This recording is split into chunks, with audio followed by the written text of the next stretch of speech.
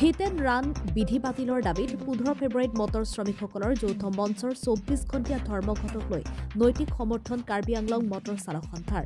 Hit and run বিধি বাতিলৰ দাবীত 15 ফেব্ৰুৱাৰীত মটৰ শ্ৰমিকসকলৰ যৌথ মঞ্চৰ 24 ঘণ্টীয়া ধৰ্মঘটক লৈ এক প্ৰেছ বিবৃতিযোগে নৈতিক সমৰ্থন জনাইছে কাৰ্বি আংলং মটৰ শ্ৰমিক আৰু চালক সন্থাই। ভাৰতীয় ন্যায় সংহিতাত হিট এণ্ড ৰান এক বিশেষ ধাৰা সংযোগ কৰিছে, যিখন ৰূপায়ণ হলে যিকোনো মটৰ দুৰ্ঘটনা হলে চালকজনে জেলত যাব লাগিব আৰু ফাইন ভৰিব লাগিব। সেই মটৰ শ্ৰমিকসকলৰ যৌথ মঞ্চ অসমে 15 ফেব্ৰুৱাৰীত উক্ত বন্ধৰ প্ৰতি সমৰ্থন জনাই 24 ঘণ্টীয়া ধৰ্মঘটৰ সিদ্ধান্ত গ্ৰহণ কৰিছে। মটৰ শ্ৰমিকসকলৰ যৌথ মঞ্চ অসমৰ লগত সংগতি ৰাখি কাৰ্বি আংলং মটৰ শ্ৰমিক আৰু চালক সন্থায়ো উক্ত ধৰ্মঘটৰ প্ৰতি নৈতিক সমৰ্থন জনাইছে বুলি কাৰ্বি আংলং মটৰ শ্ৰমিক আৰু চালক সন্থাৰ সভাপতি আব্দুল নুৰ আৰু ভাৰপ্ৰাপ্ত সম্পাদক হৰি থাউচেনে জানিবলৈ দিছে। ধৰ্মঘটৰ সময়ছোৱাত চিকিৎসা, পানী, গাখীৰ, বাতৰি কাকত আৰু অন্যান্য অত্যাৱশ্যকীয় সেৱাসমূহ ৰেহাই দিয়া হৈছে বুলি জানিবলৈ দিয়ে নেতাদ্বয়ে। আনহাতে সকলো মটৰ শ্ৰমিক আৰু চালকসকলক শান্তিপূৰ্ণভাৱে উক্ত ধৰ্মঘট পালন কৰাৰ বাবে আহ্বান জনাইছে নেতাদ্বয়ে। লগতে মটৰ শ্ৰমিক আৰু চালকসকলৰ ভৱিষ্যত সুৰক্ষা সুনিশ্চিত কৰিবলৈ সামাজিক সুৰক্ষা আইন প্ৰণয়ন কৰিবলৈ আহ্বান জনাইছে সভাপতি সম্পাদকগৰাকীয়ে। ড্ৰাইভাৰ ইউনিয়নৰ কৰ্মীসকলক ড্ৰাইভাৰসকলক Karbi Anglong motor transport workers and driver ইউনিয়নৰ সভাপতিয়ে মই ক'ব বিচাৰিছোঁ যে যোৱা 7 তাৰিখত গুৱাহাটী হাইকোৰ্টৰ ওচৰত ভৱনত সাধাৰণ সভা যৌথ মৰ্চা এখন সভা অনুষ্ঠিত হয়। এই সভাত সকলোৱে ডিষ্ট্ৰিক্ট কাৰ্বি আংলঙৰ আৰু বাকী অসমৰ যিকোনো ডিষ্ট্ৰিক্টৰ পৰা অহা সকলো সংগঠন উপস্থিত থাকে।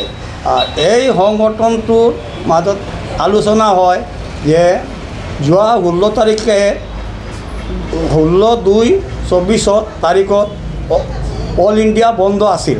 সেইটো অসমৰ কিছুমান ক্ষেত্ৰে দেখা গ'ল যে মেট্ৰিক পৰীক্ষা 16 তাৰিখত আছে।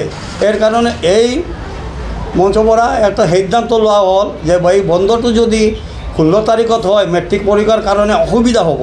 এই কাৰণে আমাৰ অসমৰ এই বিবেচনা কৰি 15/2/2024 এই সিদ্ধান্ত লোৱা হ'ল 24 ঘণ্টাৰ চাক্কা বন্ধ।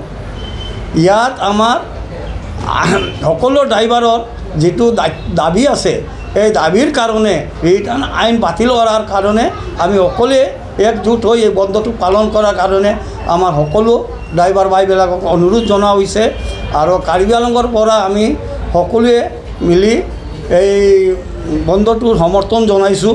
সেইটোৱে আমাৰ উদ্দেশ্য।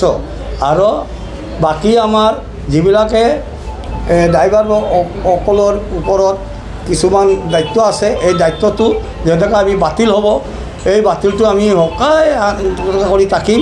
আৰু এই বন্ধত আমি কিছুমান ৰেহাই দিয়া হৈছে, এইটো পানী যোগান, গাখীৰ যোগান, মেডিকেল এইবিলাকে আমি বন্ধ কৰাটো নকৰোঁ। আৰু আইনটো কি আছিল? আইনটো হ'ল এই ৰিটাৰ্ণ আইনটো যিটো 10 লাখ টকা জৰিমনা আৰু 7 বছৰৰ জেল ড্ৰাইভাৰৰ ওপৰত লাগু হৈছিলে। এই আইনটো বাতিল কৰাৰ কাৰণে আমাৰ ড্ৰাইভাৰবিলাকৰ ওপৰত এইটো আইনৰ ওপৰত আমি বন্ধ ঘোষণা কৰিছোঁ।